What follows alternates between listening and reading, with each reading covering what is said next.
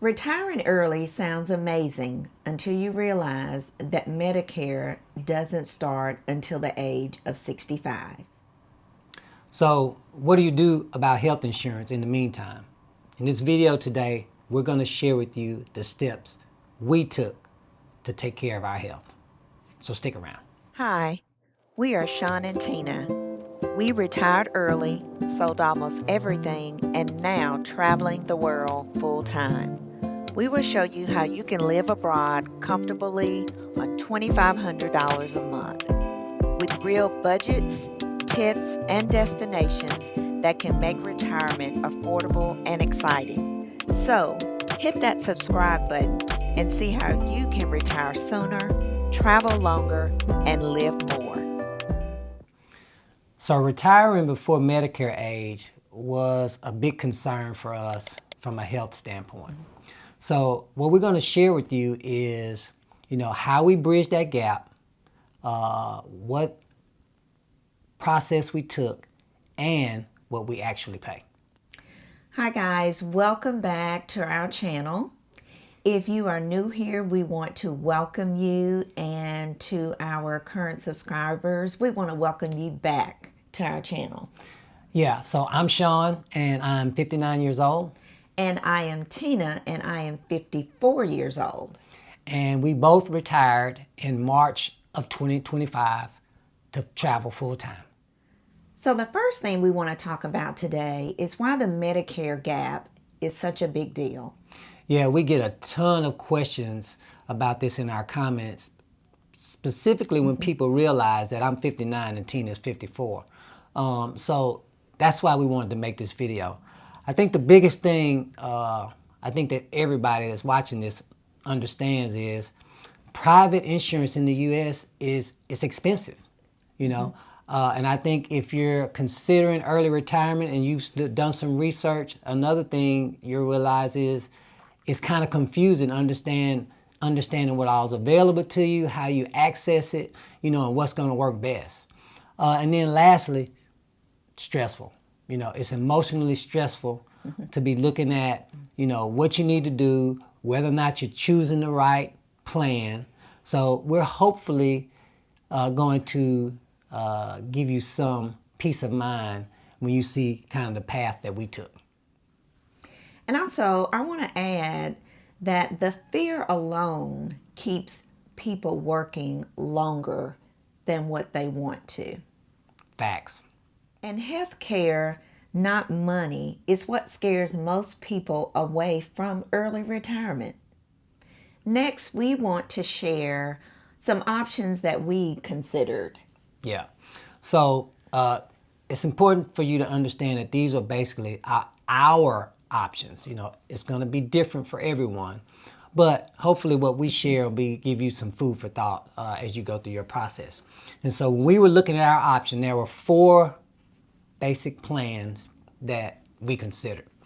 The first one, and this was going to be very specific to us because as a retiree from the company I retired from, they actually offered an employer retiree plan. So that was available to us. But one of the problems we had with that particular plan was there were coverage restrictions outside of the U.S. So, we just, we're going to be traveling full time. So for us, that plan didn't seem to fit, what we were going to be doing at the time. Yeah. And there were also some restrictions for opting in and opting out that didn't really fit us at the time. So that was one that we kind of ruled out pretty early. The second option we looked at was the Affordable Care Act marketplace plans. I'm sure most people are familiar with that. So that was one that we looked at as well. Now, when it comes to that, there are some things you need to consider when considering that plan. Number one, it's going to be income based. There are subsidies, and I'm sure everybody's aware of all that's going on with that now. So that's one of the items that you have to consider looking at the Affordable Care Act. The other is affordable plans may come with very high deductibles that may or may not matter to you. but that was something that we considered as well. And then the other one is it works best if your income is controlled. So those are all key factors that you would need to consider if you were looking at the Affordable Care Act. The third one for us was a health savings account. Now, everyone may not have access to this, but for us, again, our situation, we had that available to us. When looking at the health savings account, some of the criteria or some of the things that we had to consider is the first thing is, on a health savings account, the amount of money you have in it when you retire, you can't add in additional funds to that. So what that would mean to us is once we start accessing those funds, we're starting the countdown to exhausting those monies.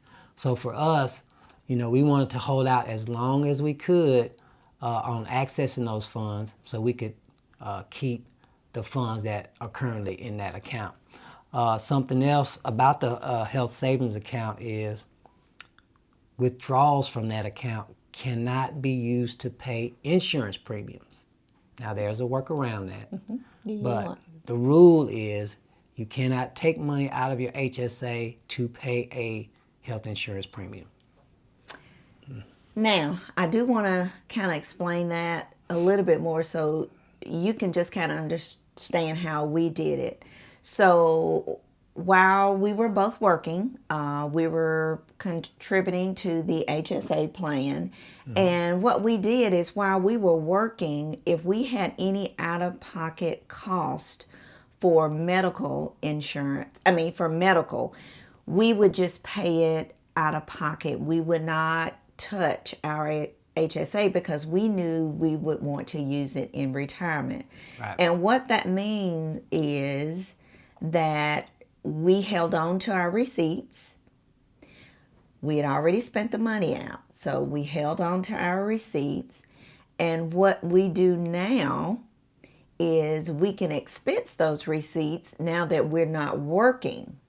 So that money is coming back to us. And what Right. that means is now it's our money. We Yep. can use it for whatever we want to use it for. Right. Because we already paid that medical expense out. Yep. So I'll let you just kind of figure out what that means for yourself. But I just kind of wanted to explain that. And also know that HSA can be for medical, meaning visits to hospitals, urgent care. Right. It can be for vision, any type of health care checkup, anything medical you can expense out to your HSA account. Right.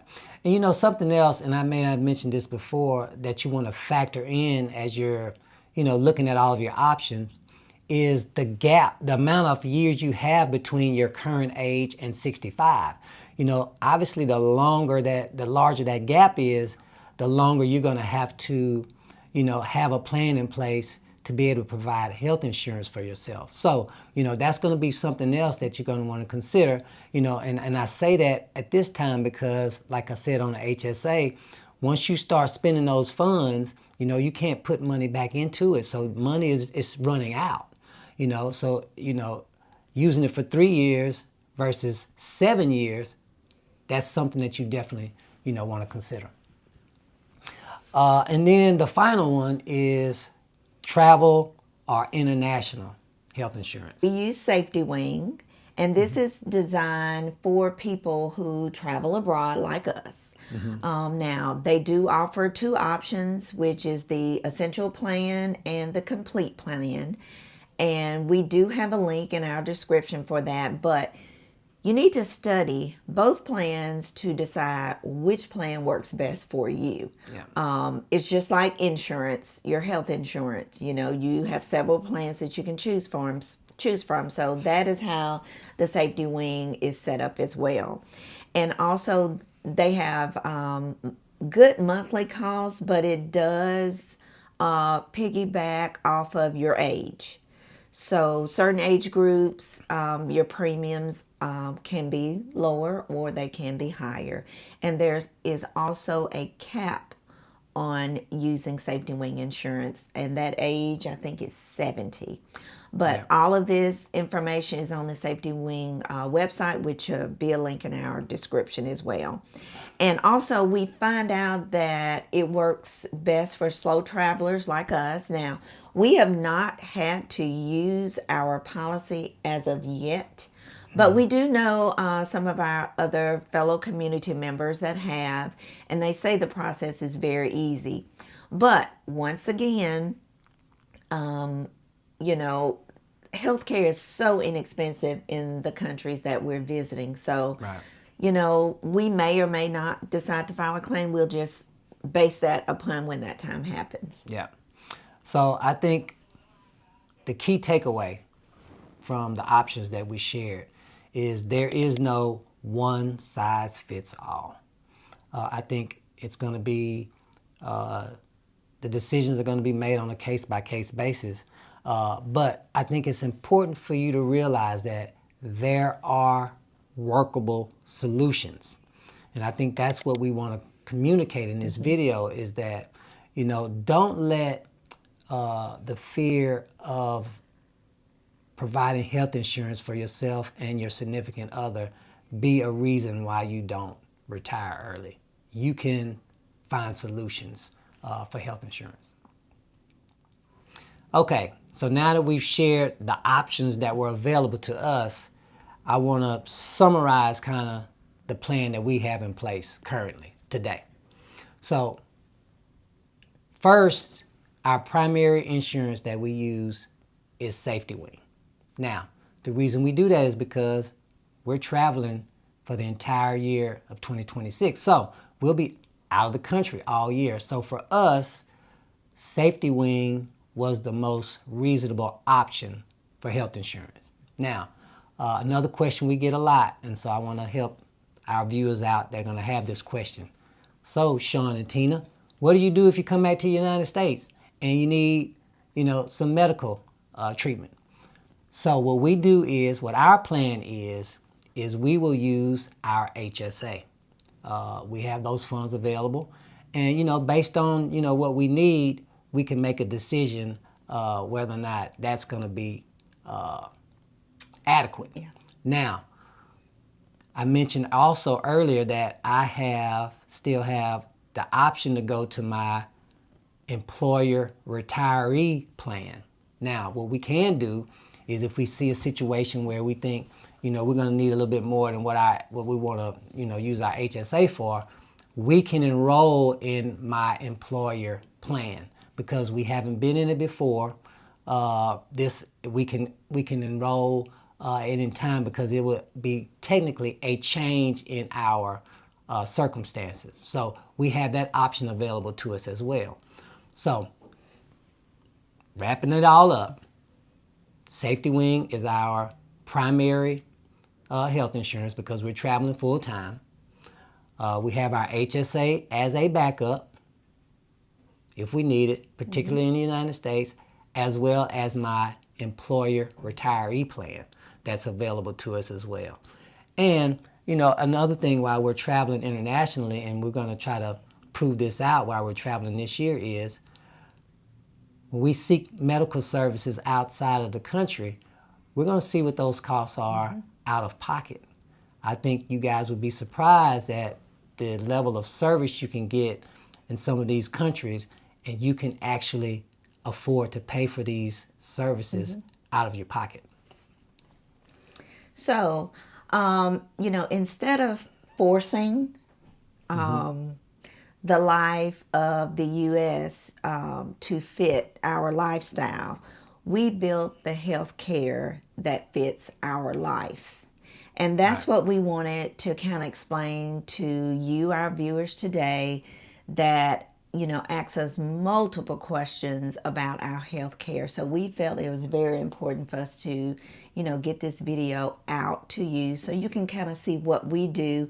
We're people that retired and left to travel abroad from the U.S., same as you are. So we wanted to share with you what some of your options could be and what options we chose based on what we had. So now we want to talk about what it cost us for health insurance. So I'll let Sean explain that.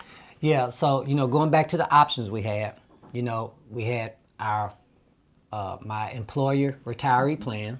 That's based on out of the United States. We had the Affordable Care Act as an option, and also the international travel insurance with Safety Wing.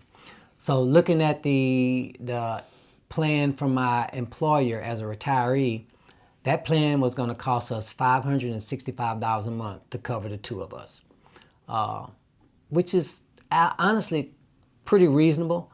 It's a very good plan. We've obviously used it in the past because I was an employee there, so we're very familiar with everything that comes with it. So it's definitely a reasonable option. And then our next option was the Affordable Care Act. Now, we actually used the Affordable Care Act in 2025 when we retired initially. When we were pricing everything out, it was actually less expensive than my retiree plan. So we were able to get coverage for myself and Tina and our son at the time, who was on our plan, for $216 a month, which was very reasonable. Obviously, that has all changed. And for 2026, that same plan that we had in 2025 for $214 or $16 a month was going to go to $1,400 a month. Obviously, that was more than we were willing to pay. Yeah. So we crossed that out immediately. And then our third option was the Safety Wing, which was the international plan, and that was priced at $290 a month. So obviously, if you look at the price ranges that we're discussing here, going with the international plan with Safety Wing for $290 a month made most sense for us. What we would tell anyone who is considering early retirement? Yeah, so if we were going to give anybody some advice to bridge that gap between early retirement age and Medicare age, I think it's really three key areas that we would give you. The first one is plan ahead before you retire. For us, this was key to us being able to retire because we knew when we were looking to retire, and so what we were able to do, particularly with our HSA, is we started dumping more money into that and paying for our medical expenses out of our pocket. That gave us a huge benefit once we retired, having those funds in that health savings account. Not sure if you're aware, but also the HSA account, and you may know this already, it does earn interest. So, you are making money off of those funds, just in case. And just, we're not financial planners, but it also reduces your taxable income. So that's just an added bonus. Yeah. Okay, so the second thing is lifestyle choices affect insurance cost. Yeah. So what we recommend is, and these are very simple things, is just getting daily exercise in, trying to eat a little bit healthier. I understand sometimes you have to take things a little slow, but also we really try to do these things on a daily basis, and that is because for me and for Sean, both in our family, we have high blood pressure and we have diabetes, and we want to do what we can to keep ourselves healthy. And we know for sure if you just get out and walk every day, that can help cut down on high blood pressure and diabetes. Now, we are not healthcare people, but we do know that exercise does make a difference. Yeah. And then the third thing would be flexible. Look at all of the possibilities that are available to you, and having some flexibility will allow you to, make some decisions, and that's going to work out best for your own situation. And remember, you do not have to solve your health care issues forever or what your plan will be, just until Medicare kicks in.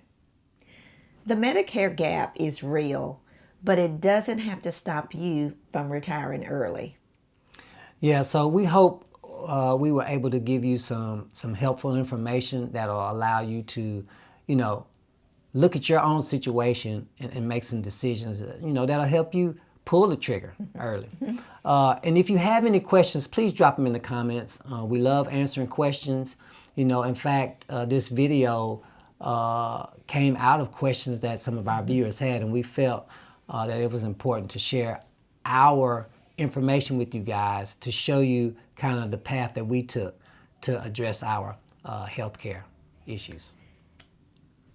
Once again, if you enjoyed this information that we shared with you today, and we really hope it was helpful, because like Sean said, we get multiple questions about our health care and what we're doing and our age and how we handle all of that. Please hit that subscribe button and don't forget to give us a thumbs up as well. And guys, thank you for watching. Thanks for watching.